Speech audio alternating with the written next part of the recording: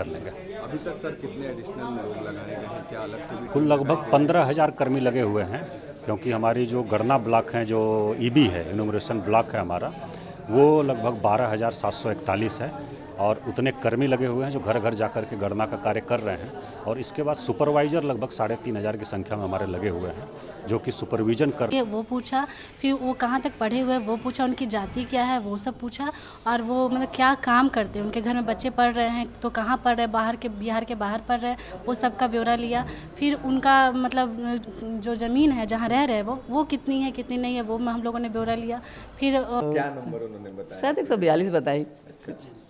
तो आप लोग खुश हैं ये जो जातीय जनगणना? हम लोग को फर्क नहीं पड़ता, हम सरकारी कर्मचारी थे, बहुत बुरा लगता था किसी का जाति पूछना, लेकिन लाचारी थी, बच्चों को लाभ देना था तो जाति पूछना पड़ता था, सर्टिफिकेट लेना पड़ता था।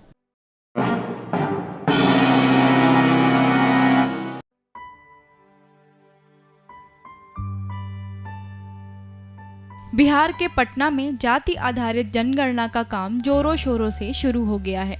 इस काम में 15,000 कर्मी लगाए गए हैं जो लोगों के घर जा जाकर डेटा एकत्रित कर रहे हैं।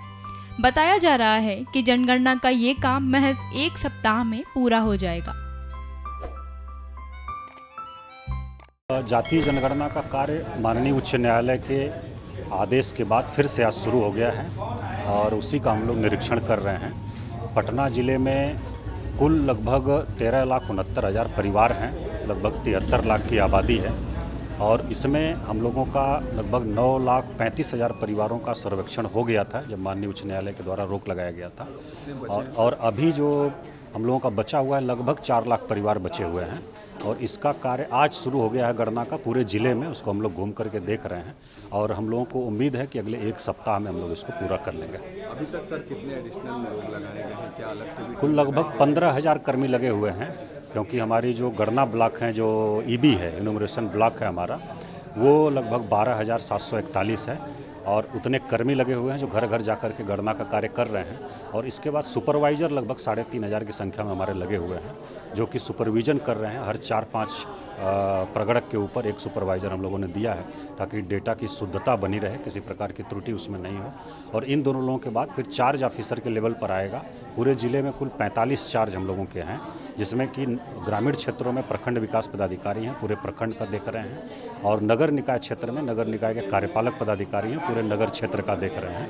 तो बहुत ही व्यवस्थित ढंग से हो रहा है और बड़ी शुद्धता के साथ हो रहा है और हम लोगों का सर्वाधिक बल है कि डेटा की शुद्धता बनी रहे, समय का कोई वो नहीं है। फाइनेंशियल डेटा भी सर लिया जा रहा है इसमें, साथ साथ इस बार हर प्रकार की जानकारी ली जा रही है। उसमें उनकी सामाजिक पृष्ठभूमि, आर्थिक पृष्ठभूमि और उनका जो प्रोफेशनल अगर कुछ है तो वो सब सारी चीज़ें, सारी जानकारी ली जा रही है। यहाँ रहते हैं या उनके घर के मेंबर कहीं बाहर रहते हैं तो कहाँ रहते हैं ये भी लिया जा रहा है, किस स्टेट में रहते हैं, किस देश में रहते हैं, बाय नेम लिया जा रहा है, ताकि एक प्रकार का डेटा उपलब्ध रहे कि कितने लोग कहाँ पर हैं। इस फेज को पटना जिले में कब तक कोशिश है सर कंप्लीट कर देंगे? हम लोग जो फिजिकल वेरिफिकेशन है और फिजिकल सर्वे है ये हम लोग 1 सप्ताह में कंप्लीट कर लेंगे।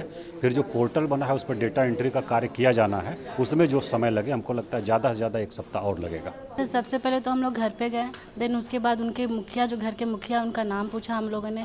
नाम पूछने के बाद उनके साथ जो मेंबर्स है उनका नाम पूछा, उनके पापा और पति का नाम पूछा, फिर उनकी एज कितनी हो रही है वो पूछा, फिर वो कहाँ तक पढ़े हुए हैं वो पूछा, उनकी जाति क्या है वो सब पूछा, और वो मतलब क्या काम करते हैं, उनके घर में बच्चे पढ़ रहे हैं तो कहाँ पढ़ रहे हैं, बाहर के बिहार के बाहर पढ़ रहे हैं, वो सब का ब्यौरा लिया। फिर उनका मतलब जो ज़मीन है जहाँ रह रहे हैं वो कितनी है कितनी नहीं है वो हम लोगों ने ब्यौरा लिया।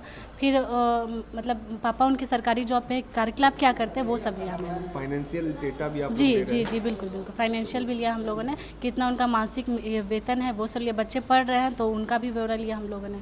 आप लोगों का क्या टारगेट रहता है कि एक दिन में कितना अभी करना है, क्या कोई टारगेट है ऐसा? सर ऐसा तो ऐसा नहीं है, रुक जाइए। ऐसा तो कोई अभी टारगेट पहले था कि कम से कम 10 घर 15 घर आपको करना ही है, लेकिन अभी तो हम लोगों का बहुत सारा काम कंप्लीट हो गया, बहुत सारे प्रगणक का, तो अभी जो छोटा बड़ा घर है हम लोग वही कर रहे हैं।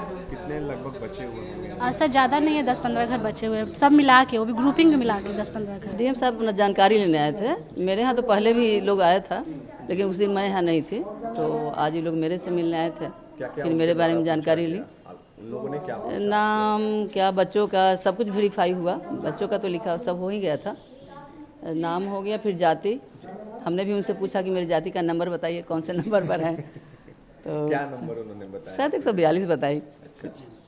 तो आप लोग खुश हैं ये जो जाति जनगणना?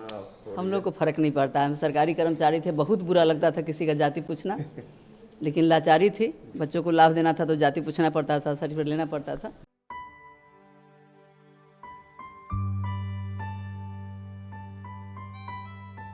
शीर्ष न्यूज का वीडियो को ज़्यादा से ज़्यादा लाइक करें, कमेंट्स करें और ज़्यादा से ज़्यादा शेयर करें, चैनल को सब्सक्राइब करें और बेल आइकन ऑल सेलेक्ट करें ताकि आपको वीडियो मिलता रहे। धन्यवाद।